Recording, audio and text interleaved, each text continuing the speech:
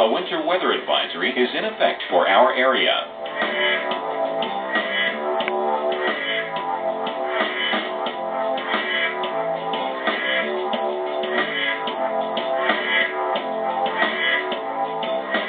Our local Doppler radar.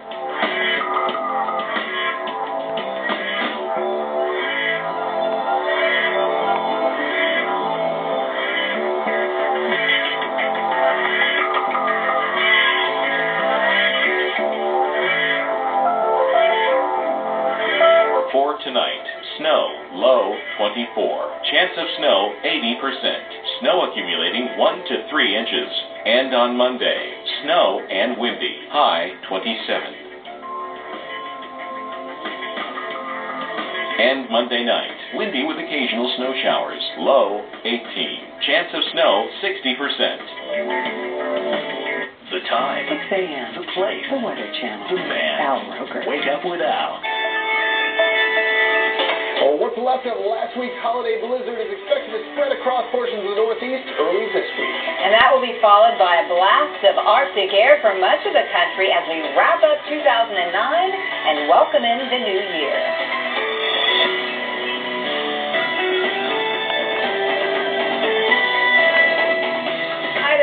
Welcome to PM Edition. I'm Samantha Moore along with Todd Santos. Yeah, for the upcoming week, a couple of new storm systems kind of poised to come across the country from the west.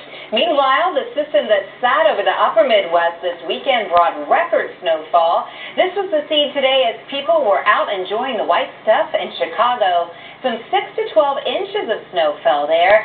Heavy lake effect snow is possible, too, as this system pushes into the eastern Great Lakes. And the big travel weekend winds down. Coming up, we'll let you know if Monday travelers will have to deal with any major weather systems throughout the country. But first, let's check in with Sam to see what exactly we're expecting through portions of the Northeast. Looks like we could see some heavy snow in some areas, Todd, as we head into the overnight hours and the beginning of the work week, especially those lake effect prone spots in off Lake Ontario, Lake Erie, so that would include Erie, Pennsylvania, over into Syracuse, New York as well. We'll end up seeing the snowfall piling up there.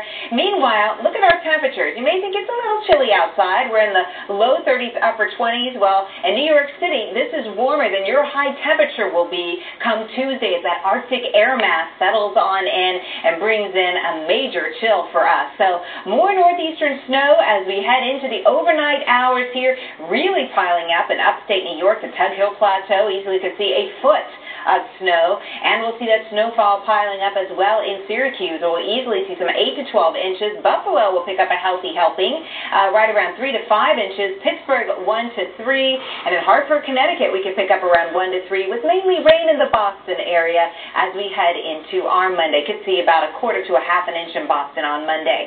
So here are all our winter weather advisories for the snow and blowing snow, and we do have winter storm warnings in effect for the Tug Hill Plateau and a lake effect snow warning here for the Erie area. Ashtabula also expected to get hit hard here as we head into the next 24 hours or so. So let's as we take you into the first day of the work week. A lot of folks have it off, so many of you will be able to enjoy some of the snowfall here in Albany and up into Burlington, where it's going to be coming down. We'll have the rain in New York City early in the day, and then we should start to see some clearing here. So in New York, get ready for that big chill as those temperatures take a major plunge. We're talking only 26 degrees and winds from 25 to 35 miles per hour in the Big Apple as we head into our Tuesday. So this is going to be some of the coldest air that we have seen so far this season. So go ahead and you can put all those sweaters and parkas and blankets to good use that you were able to con Santa Claus out of over the Christmas holiday. Okay, all of this is going to be coming in from the Great Lakes, and that's where Todd picks up the story.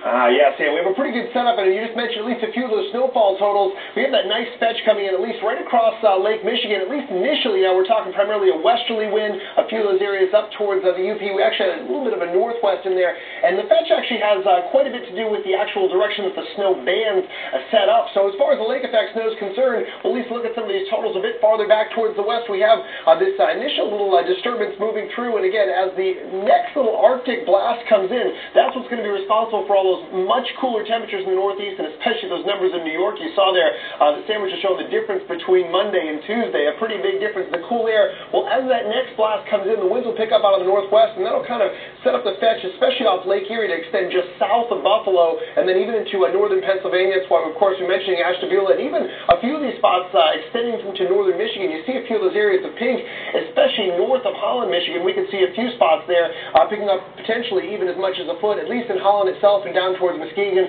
kind of in that 3 to 6 range. So as far as the setup that you really need to get these lake effect snow events, take a quick look at Viz 100 just to give you an idea. We can kind of zoom in right towards Lake Erie, because again, I mentioned at least the fetch off of there.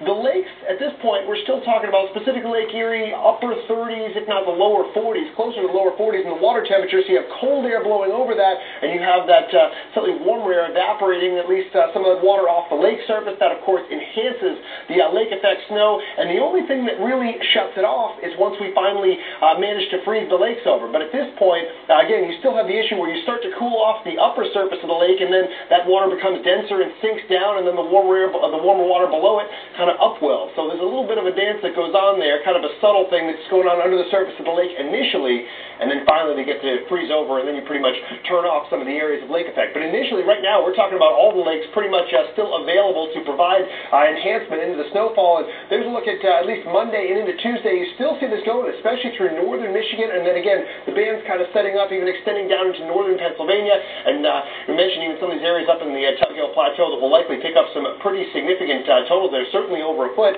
Meanwhile, again, you need the cold air to move over the lakes, and we certainly have that Monday already in place, but then really into Tuesday, you start to see some of those areas getting down even a bit cooler. Green Bay at 21 degrees, 25 in Cleveland, and some of that cool air even making its way all the way down into southeastern New England. So again, a few of these areas will likely pick up some pretty decent totals, especially on the eastern and southeastern lake shores. There.